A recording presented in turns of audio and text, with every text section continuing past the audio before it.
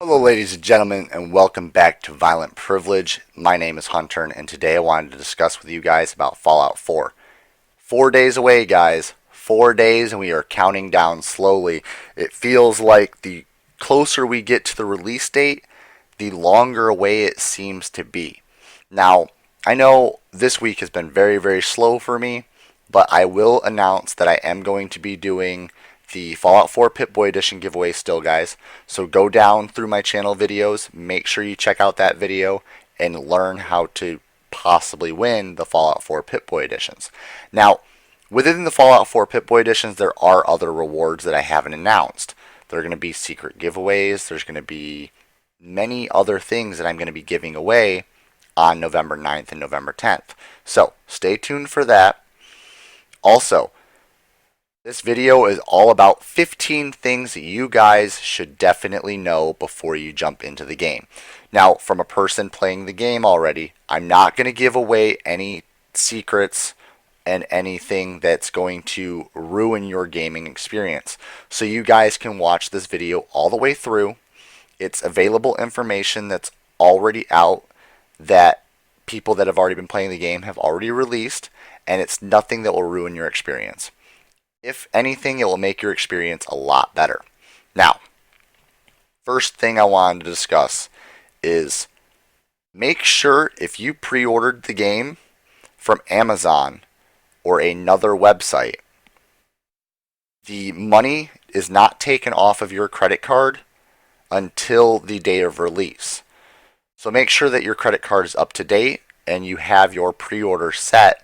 That way, if you did pre-order the game, you will get it on time.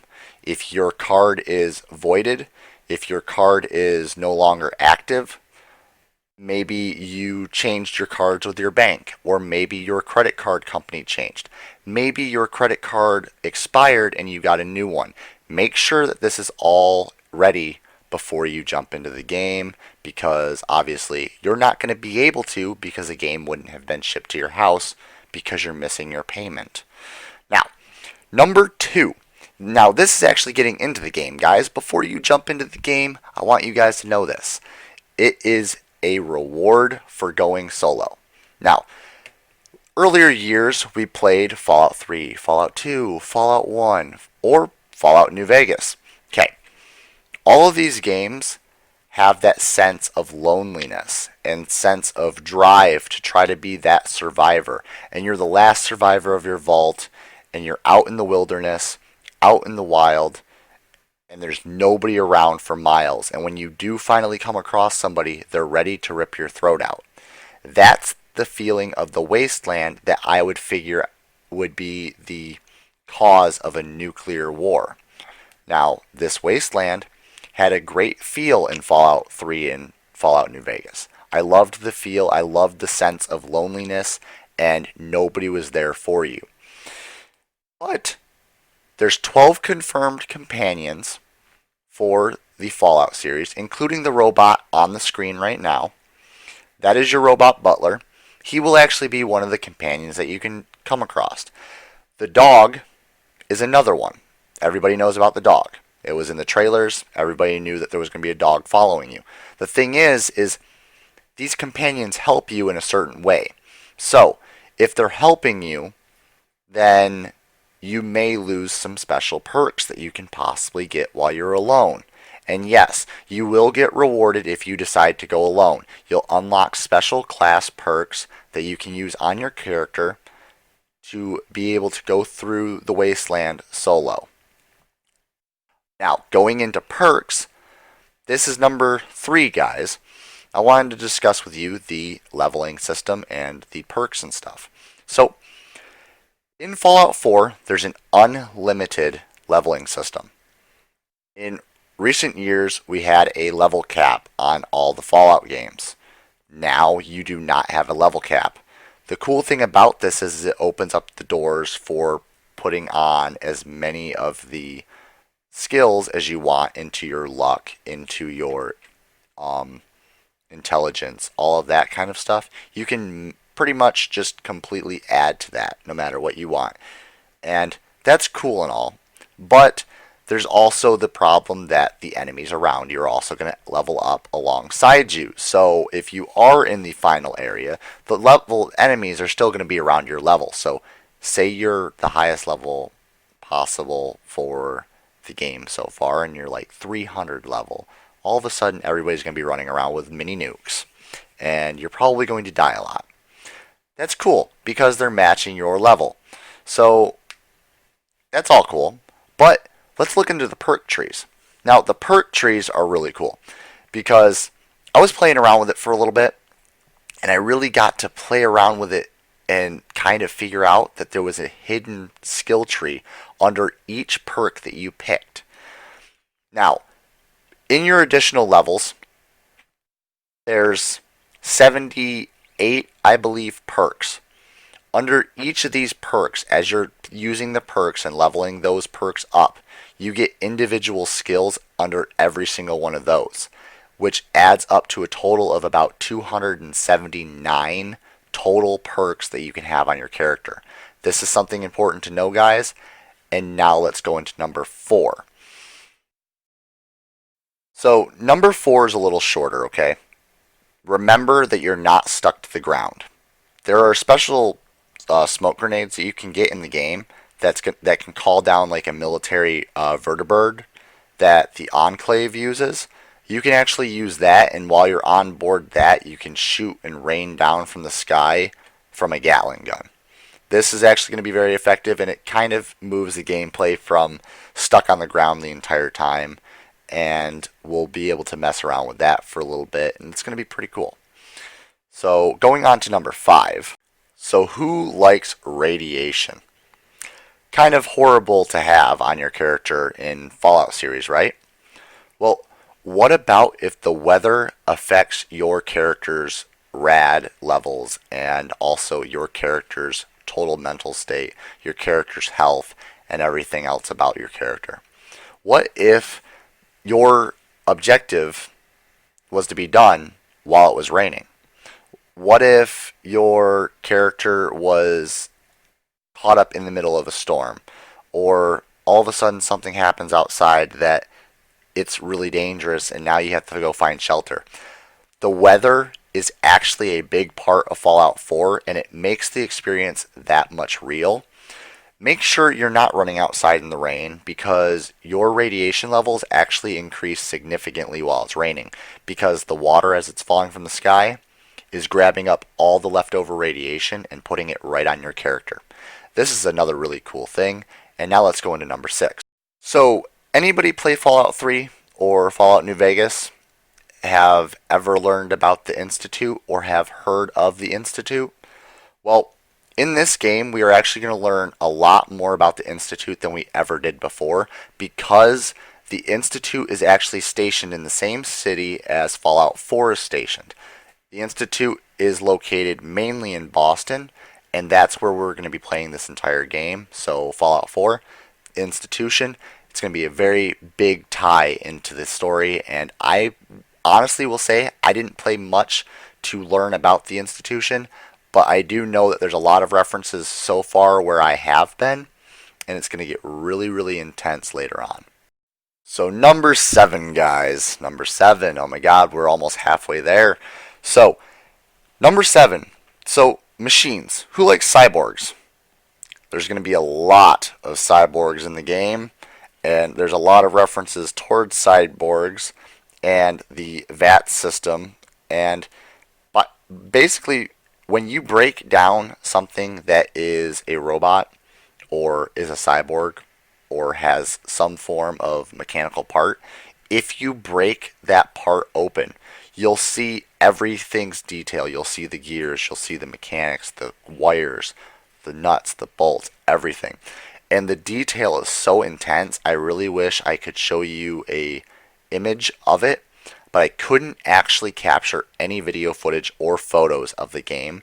So what I can only give you is the video footage that I give you in this. So pay close attention to the video footage and you may actually be able to see a couple of the mechanical things in the game that are very detailed. Now, going on to number 8, guys. So, have you ever come across a fight in Fallout 3 or New Vegas, or Fallout 2 and Fallout 1, that you didn't want to actually do because the enemies were too strong for you, and you've seen that, oh, there's people fighting, but I have to go through here?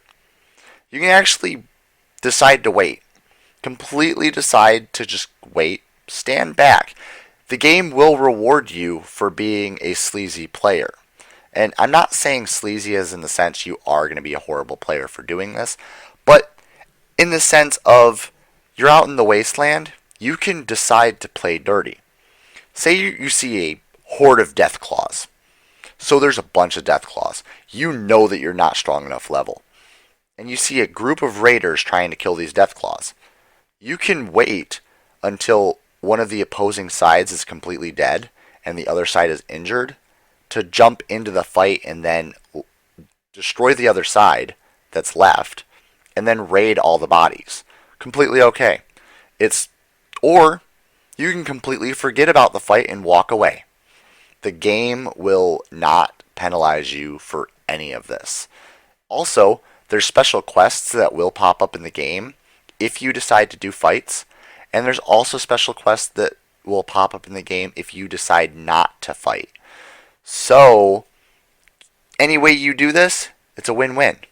It just kind of decides the route that your character wants to play, or decides the route that you want to play. What kind of person do you want to be? Do you want to help out, or do you want to jump into a fight and destroy both sides?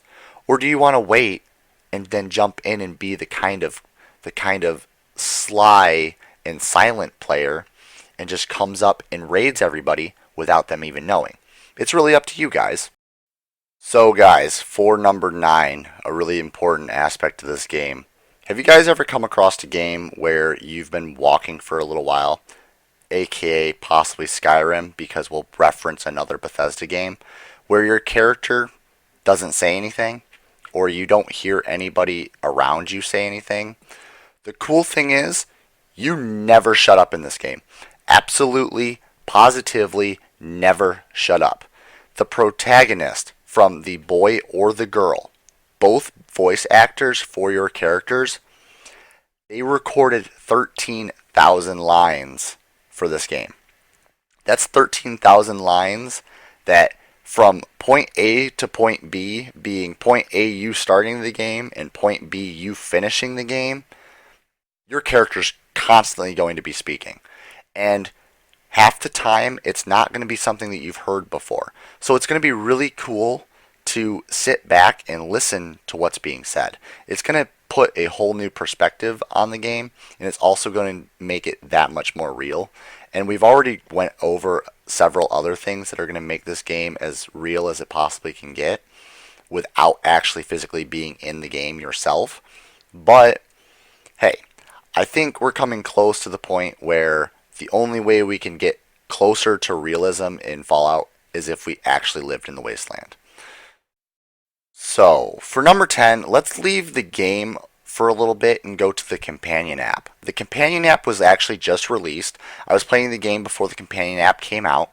Now, the companion app is out, and I will say this, it's not restricted to one system. It's also not restricted to using just the PC. When you download the companion app, it's actually going to make you link up whatever account you want to use.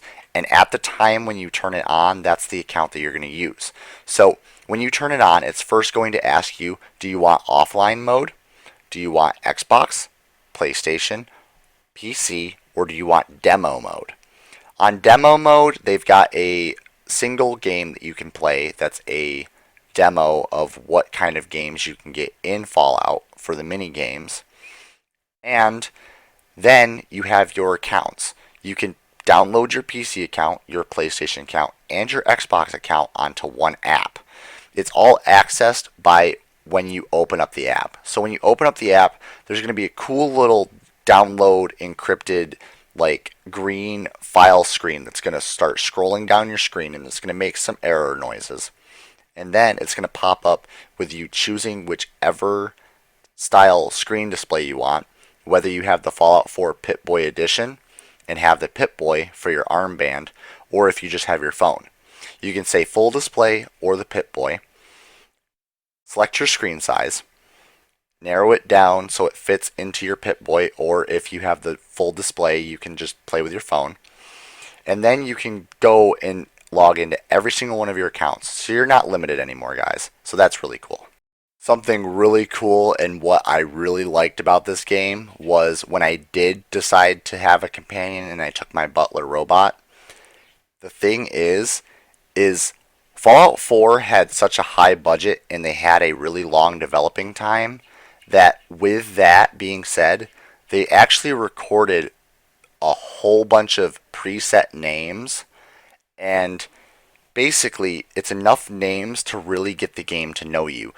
The game physically will actually recognize your name, and the game will actually speak your name.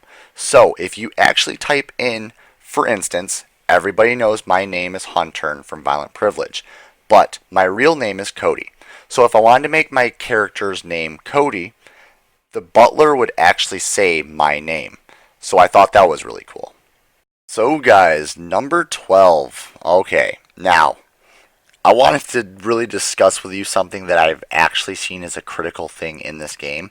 The Vat System, the normal system where you could raise up your luck with all of your little perks.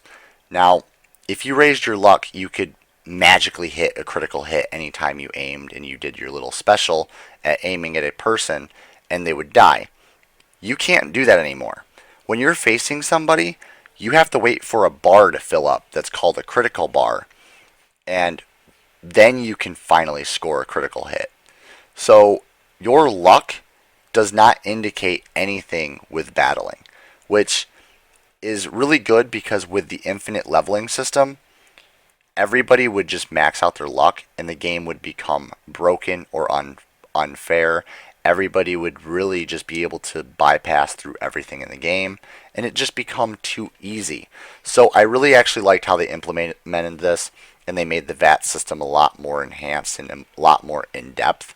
So let's move on to number 13. So, for a wasteland, this is the kind of weird thing. I want you guys to know that it doesn't actually look too dark and gloomy for a wasteland and like a war just happened. The thing is in Fallout 3, the game was really depressing looking and kind of like what a wasteland should look like in the sense of where the story was going. It was you and your father was trying to save humanity, and in the sense of everything going wrong and stuff like that, they made the game look dark and depressing. In this game, as you can see as I'm walking through right now, well, I'm not walking through, but the character in the game is walking through. It looks bright. There's a community, there's active people walking around. The thing is Fallout is trying to develop a story in Fallout 4 that kind of symbolizes that it's a community that has kind of built itself around after the explosions went off. And this is really cool because it kind of puts you into a different kind of viewpoint and a perspective that Fallout hasn't introduced to the games yet. So I really like that with this.